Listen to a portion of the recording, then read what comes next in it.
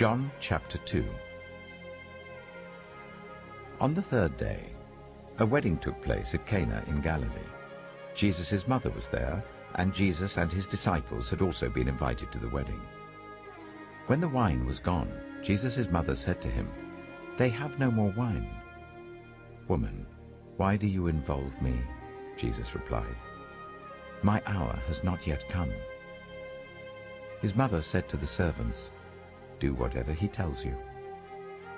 Nearby stood 6 stone water jars, the kind used by the Jews for ceremonial washing, each holding from 80 to 120 liters.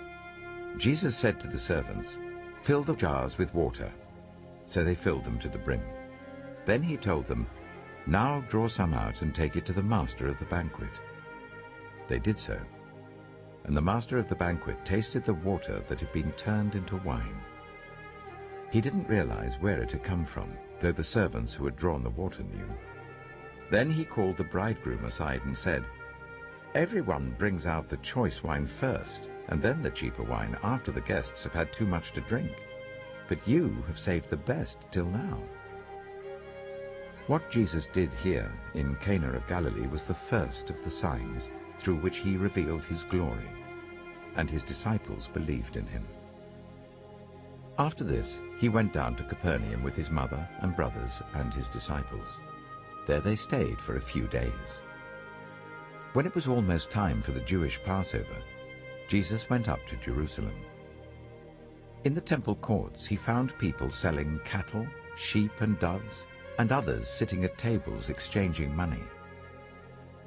So he made a whip out of cords and drove all from the temple courts, both sheep and cattle.